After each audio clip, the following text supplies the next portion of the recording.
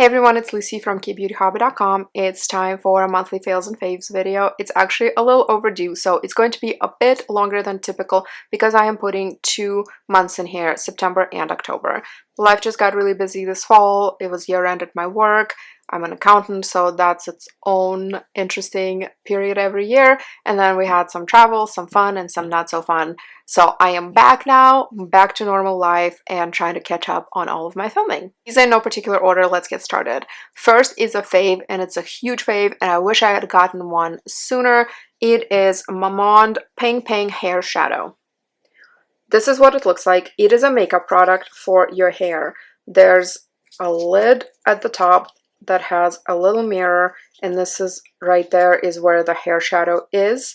You can choose a color that suits your hair, and then in the bottom is the little poof for application. What does this do and why you might need it? If you are somebody like me who has thin, fine hair and you feel like the scalp is just shining brighter than the sun, especially in pictures and videos, or maybe you're going through like a Rogaine treatment and it's working like it's supposed to and you're shedding, because that's how Rogaine starts. Yeah, a little personal anecdote. Anyway, let's just say you want your hair to look a little bit thicker, better than it normally does. This is amazing. I'm wearing some now. I will put a link in the description box to the review, and I have before and after pictures there also, but it's amazing what a visual difference this makes. No, this does not actually make your hair fuller or thicker long term. It is a makeup product, but it does a great job at boosting self-esteem, at least for me, to be honest. I am wearing it now. I usually put it right here where the hair is thinnest and finest, and then if I have my hair back or in a ponytail or in a clip, I put it here as well at the temples, because that's where, you know, it's more obvious. Of course, I am not a doctor. This is not medical treatment. If you have hair loss that is sudden, severe, or is really bugging you, you should see a doctor. This is just a really good way to kind of temporarily make things look better without a wig or without hair fibers, etc. This doesn't seem to stain my pillows or anything like that. I don't wash my hair every day. I do about every other day. But this I can put on whenever and it seems to be just fine. It's not rubbing off on anything. Of course, I think if you rub your fingertips really aggressively in there, it'll probably stain your fingertips. But as far as like hats or sheets or pillows or anything like that, I don't see any problem. Haven't had any problem myself. So I use it regardless of whether it's wash day that night or not. And it seems to be working really, really well for me. Next is this little guy. This is the Higgy pH Hyaluron Gel Cleanser. Bemused Korea sent me a really nice package last year around the holidays.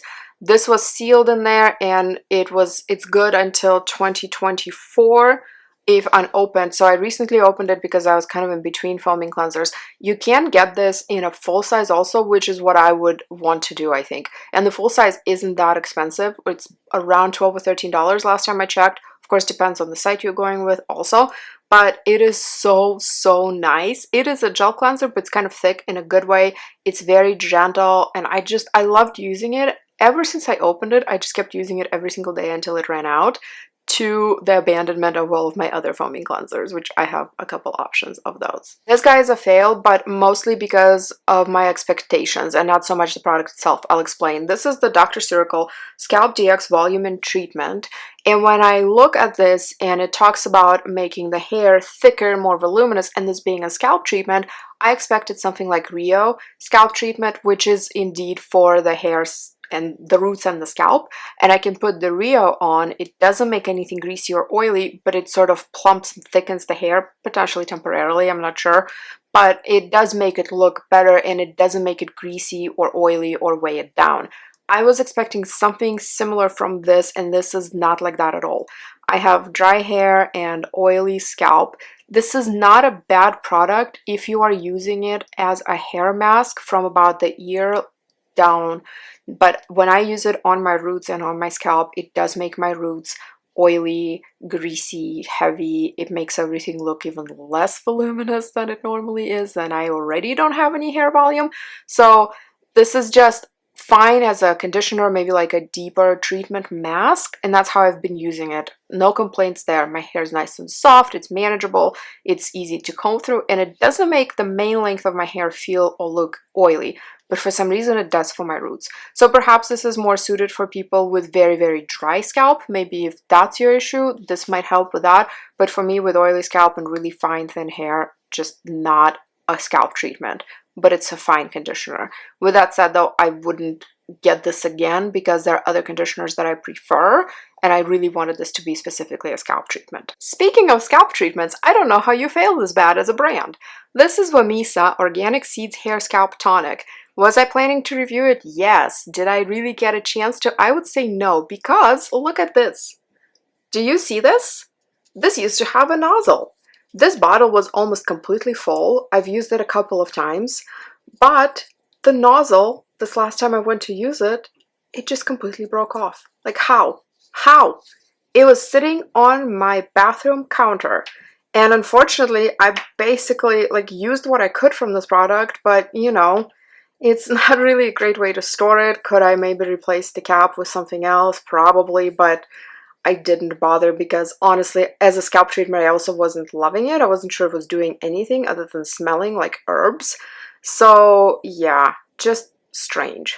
This guy's a fave. This is Some by Me by Blemish Vita Brightening Bubble Cleanser. I have a very complicated relationship with Some by Me as a brand because their Some by Me 30-Day Miracle line, the green packaging, to me is absolutely terrible. Marketed for sensitive skin but full of essential oils. It's overhyped and I just don't like it. This product, however, I really like. It is a foaming cleanser, but it's a little bit different than regular foaming cleansers we're all used to. You put this on dry skin and then it bubbles and then you wash it off. It's super cool just to feel that bubbly foam form.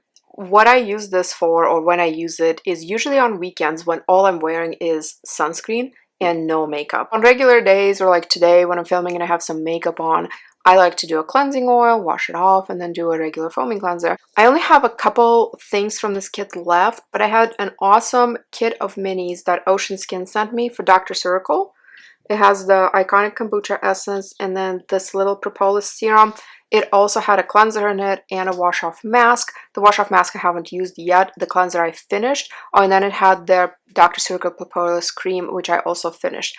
We just got back from a trip to Denver and it is so dry there that I was using cream in the mornings even before sunscreen. Normally I don't do moisturizers before sunscreen in the mornings, but my skin needed it. And these are just so cute, first of all. So cute, but also so nice. I don't have to tell you about the Dr.Ceuracle essence. If you're a skincare lover in any way, you already either heard it or tried it. It's in a lot of my favorites videos and just, it's the best. It's iconic. And this was a great way to take it with.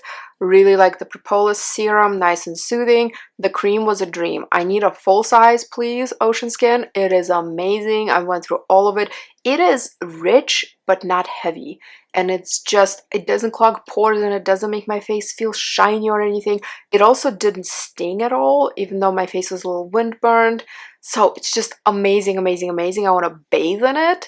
And the cleanser was fine. I didn't love the cleanser smell. It was a little bit too intense, I would say.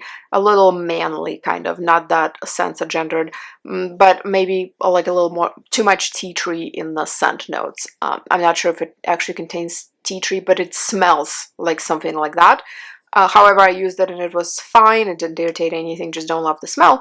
But these two things are amazing. The cream is amazing and the mask I will try. But it's just such a great way to experience Dr.Ceuracle within a good price range without having to buy everything in a full size. Another travel fave and just normal life fave is the new I'm From Honey Lip Mask.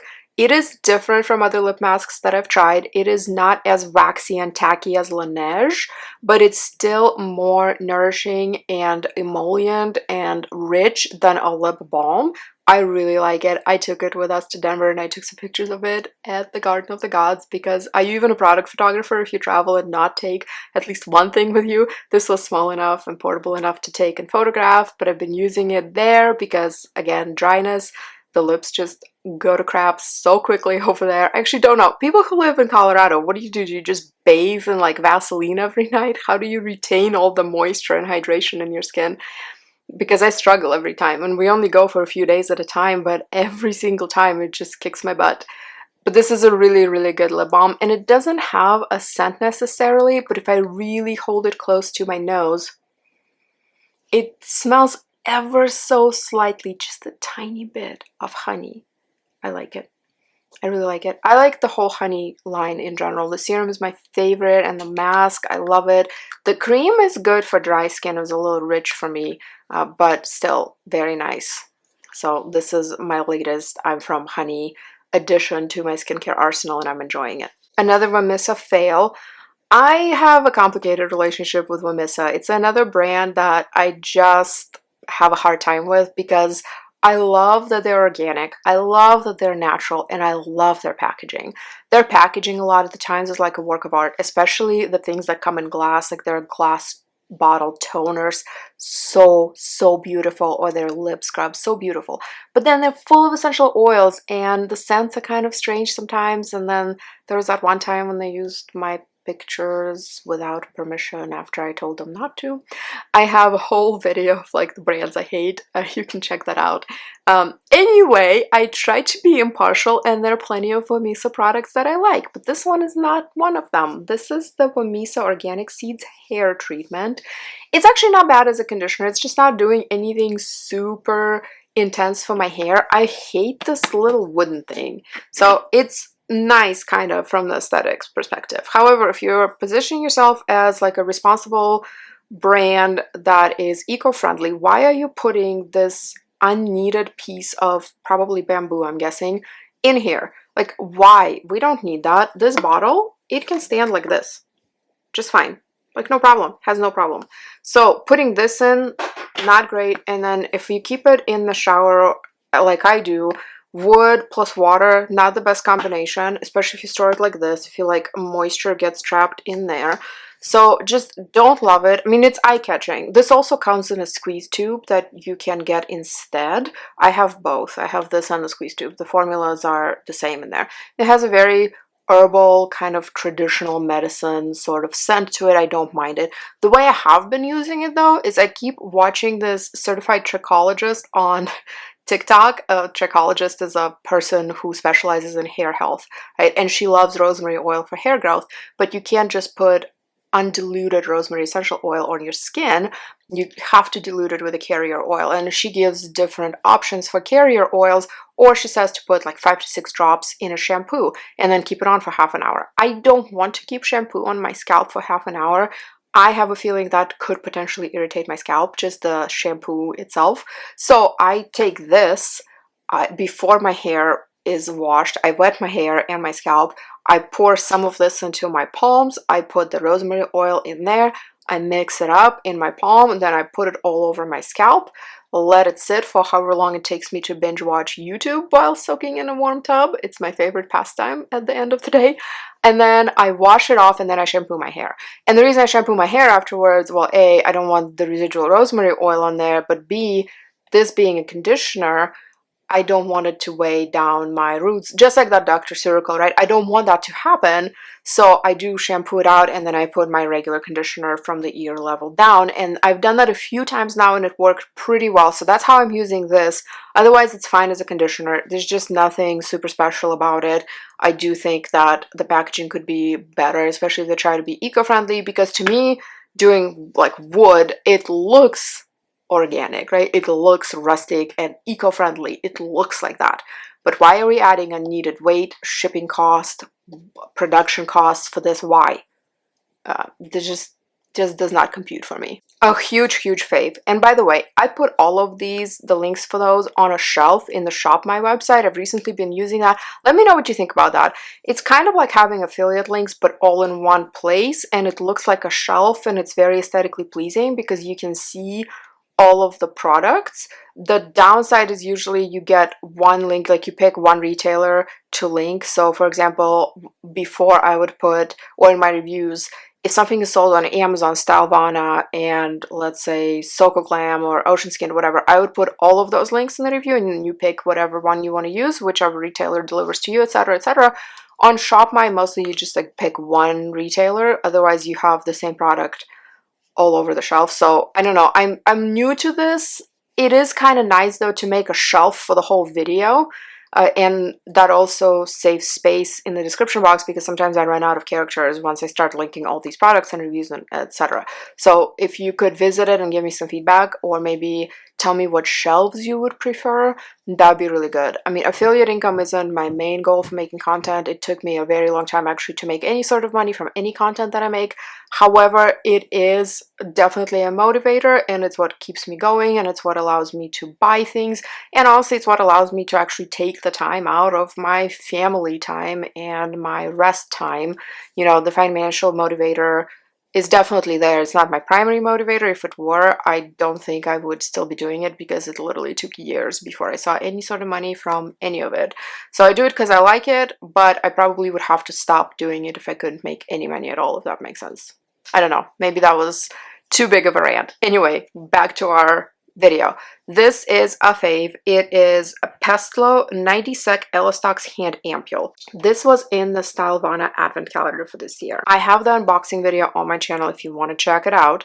If you got a calendar yourself, I'm not going to spoil any more of it, but this was in there and it's amazing. It's like a serum for the hands, or an ampule for the hands, and you put it on before cream. I'm not sure why it says 90 seconds, maybe because within 90 seconds it's supposed to make your skin look better. You don't have to just keep it on for 90 seconds. I put it on after I do all of my skincare. Once I'm basically more or less done washing my hands for the day, of course you never know, but when I'm pretty much done with my evening skincare, I put this on, then I put a nice hand cream on, or whatever cream I'm trying to finish at the time, and then go to bed, and it makes a big difference versus just using hand cream. I really, really like it, and I hope that maybe more brands make things like this specifically for hands and not just creams, because a cream alone is just not enough. Just like for the face, it's typically not enough. So definitely loving this. Last but not least, even though it's kind of a fail, these new to me brand from Japan called Daisy Doll.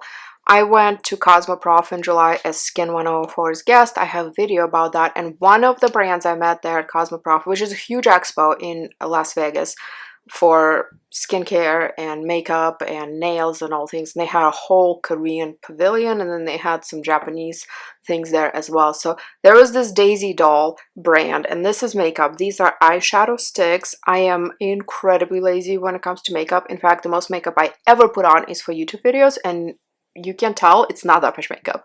It's BB cream, a little concealer to hide my I don't sleep enough dark circles, right? There's one eyeshadow stick all in one color. It is glitter, and then eyeliner and eyeshadow.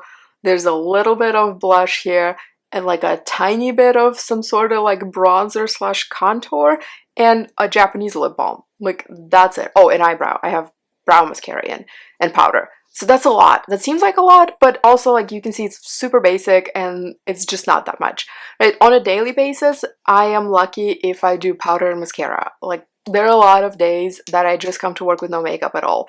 And then, though, the funny thing happens if you do put any makeup on, people notice and they're like, oh, where are you going today? And it's like, literally, guys, it's just eyeliner. Okay, yeah. If you set the bar super low with your coworkers, they appreciate any effort. So these sounded like a thing right up my alley. They are eyeshadow sticks, and inside of each one you have two colors. So this one has a blue and a gold,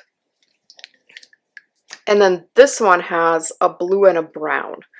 So what you're supposed to be able to do is take it and just run it over your lid with the one that is smaller, so in this one brown, with a brown part closer to your lash line, and then the color closer to, you know, above. So that's the one, and then this is the blue or the turquoise and the gold. Like that. The reason these are a fail for me is because I don't like the colors. I don't know if I'm just not adventurous enough, if maybe somebody who is, let's say, 15 and loves, or not 15, actually, you don't have to be 15 to like super bright, bold, juicy colors. I think somebody like that would potentially appreciate it. Also, these are not super soft, so I feel like it takes a fair amount of pressure, not too much, but still more than I would like to do, to actually get them to transfer to the lid. I do like the brown color in the duo with the blue, so if I try, if I'm motivated enough, this terracotta kind of color, I can angle this down and only do the brown, kind of like a chunky eyeliner. I wish they had put the brown with the gold maybe together, just have some sort of more tame option. I don't see myself walking around with brown chunky streak with bright blue over it. It's just not something that I see myself doing. So potentially, if somebody is really good at bright makeup, but maybe they want a faster version of it, I mean, I guess if you're really good at bright makeup, you're probably using eyeshadow palettes and not shadow sticks. So I'm not quite certain who the target audience is. I keep thinking of my friends who have teenagers, and most of my friends have sons, but you know, like their girlfriends. Maybe that's the target audience. Just somebody super young and super fun. Maybe somebody who doesn't want to have a palette of eyeshadow. I don't even know what teenagers do these days, to be honest, for makeup. Back when I was a teenager, my biggest concern were like forehead breakouts, and I used Clean and Clear to dry those out. Yeah, good times. So I have a feeling I'm just not the right person for this. Is this a bad product? Not necessarily. I don't think the colors go together though. I just don't like it.